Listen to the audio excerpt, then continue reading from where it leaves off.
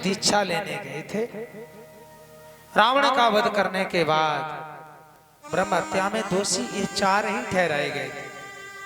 हनुमान जी के परिवार में गिने गए, राम लक्ष्मण हनुमान और सीता मैया। प्रभु श्री राम जी ने भी गोरखनाथ जी से दीक्षा ली। अब यहां लोग शंका करेंगे कि ये बात रामायण में तो है नहीं, अगर गोरखनाथ जी के चेला बने होते। देखो, गोरखनाथ जी का चेला अगर बन गए तो कोई शंका की बात नहीं। भगवान राम जी किसकी आराधना करते हैं? भोलेनाथ जी। और भोलेनाथ जी प्रभु श्री राम जी को इष्ट मानते हैं। और गोरखनाथ जी कौन है? स्वयं भगवान भोलेनाथ जी। और प्रमाण आज सामने है। जिला झेलम पंजाब में एक टीला नामक स्थान है जो गोरखनाथ जी का टीला है। यहां पर प्रभु श्री राम जी और लक्ष्मण जी गए थे। ये कथा आगे सुनाएंगे हम आपको। बात यह है कि भरथरी राजा और विक्रमादित्य खास भाई नहीं थे। ये तो कौन थे? और ये भी निश्चित है कि साधारण तो थे नहीं जिन्होंने दुनिया में नाम किया। तो ये जो विक्रमादित्य थे, विक्रमादित्य के गंधर्व की संतान थे। राजा विक्रमादित्य और भरथरी खास भाई नहीं थे। इनका अवतार कैसे हुआ? एक समय राजा इंद्र की सभा में गायन वादन चल रहा था। अप्सराएं नाच रही थी, गंधर्व वादन। अब ऐसे में पुरोचन नाम का गंधर्व मोहित हो गया एक अप्सरा पे, और अप्सरा का हाथ पकड़ करके राज दरबार में नाचने लगा। राजा इंद्र ने देखा ये तो मेरे दरबार की मर्यादा का उल्लंघन हुआ है। अरे, राज दरबार में एक स्त्री का अपमान हुआ है। राजा इंद्र ने श्राप दिया, हे पुरोचन गंधर्व, तूने एक स्त्री का अपमान किया है। तूने पशुओं जैसी स्थिति बनाई, पशुओं जैसी हरकत की है। तुझे ज्ञान नहीं है? जा, मैं तुझे श्राप देते हैं।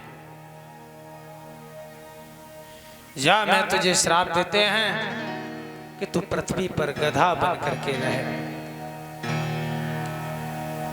अब जो ये श्राप मिला, पुरोचन गंधर्व घबराने लगा।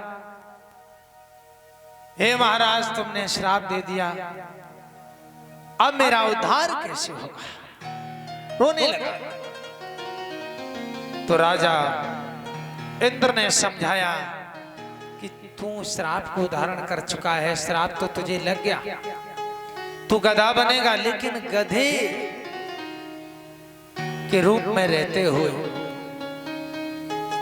मिथिला नगरी के राजा सत्यवर्मा की बेटी से तू शादी करेगा।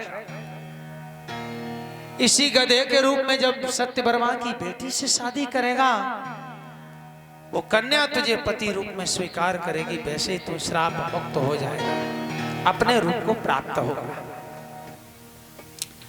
श्राप लग गया और वो पुरोचन नाम का गंधर्व गधा बन करके मिथिला नगरी के जंगल में गिरा। मिथिला नगरी के जंगल में गिरा तो मिथिला नगरी में एक कुम्हार रहता था, गधा चुंगाने वाला। वो कुम्हार अपने गधों को ले जाता था वन में। ध्यान रखना भक्त।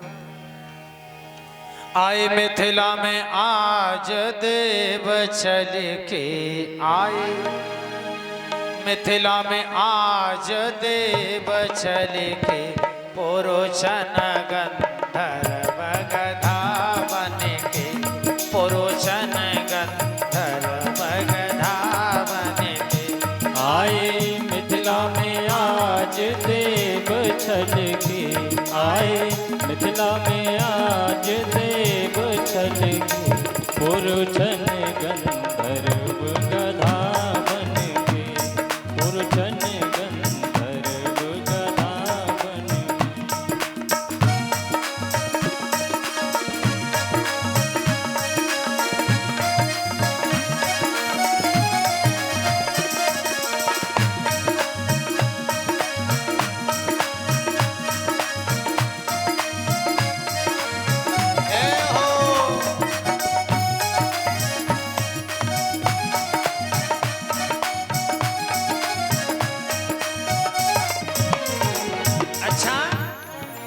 कुम्हार गया अपने गधों के साथ में, उसको गधे को भी घेर लाया। वन में एक गधा और मिल गया। बाद में बड़ा प्रसन्न हुआ, एक गधा वन में मिल गया। अब उसे कहा मालूम है ये श्राप लगा है इसे। जैसे ही वो श्राप वाला गधा कुम्हार के घर में आया तो गई कुम्हार पे गरीबी आई, गई कुम्हार पे गरीबी आई, गई कुम्हार पे गरीबी आई, गई कुम्हार पे गरीबी आई। गधा गरीबी ने दिए दिखाई, गधा गरीबी ने दिए दिखाई। छेले विवाद अमीरन के, छेले विवाद अमीरन के, पुरुषन गंधर्व गधावन के, पुरुषन गंधर्व गधावन के।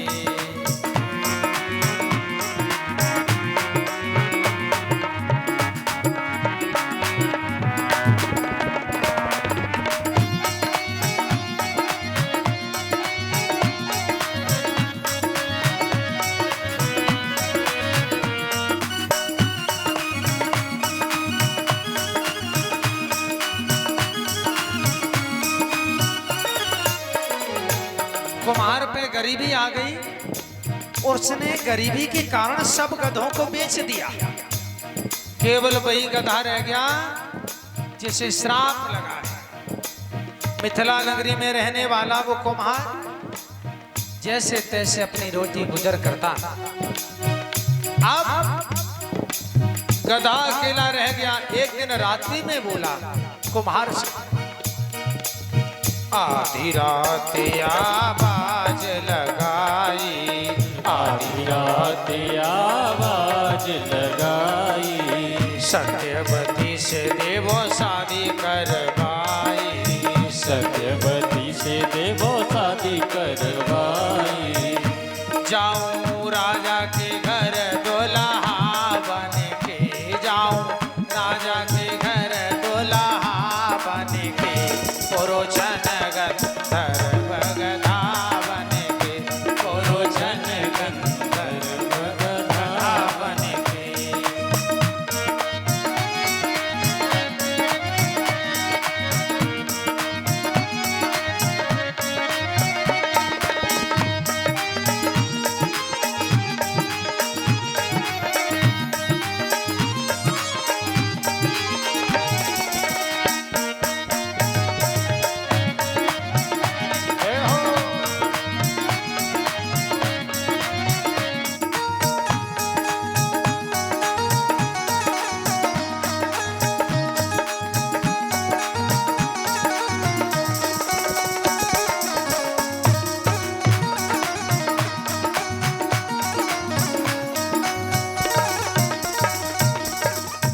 अच्छा, कुम्हार से गधे ने रात्रि में कहा तुम राजा सत्यवर्मा की बेटी सत्यवती से शादी करवा दो। कुम्हार ने देखा और तो कोई है नहीं। फिर उसने नजदीक जाके समझा, समझ गया कि मेरा गधा मनुष्य की भाषा में बोलता है और वो राजा का दामाद बनना चाहता है। अब तो कुमार घबरा गया, सोचा हमारा गधा राजा का दामाद, अगर राजा को ये पता लग गया तो राजा मुझे तो मरवा देगा, फांसी होगी।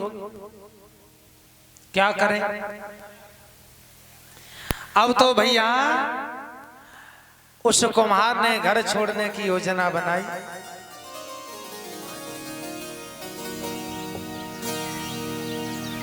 अब तो भैया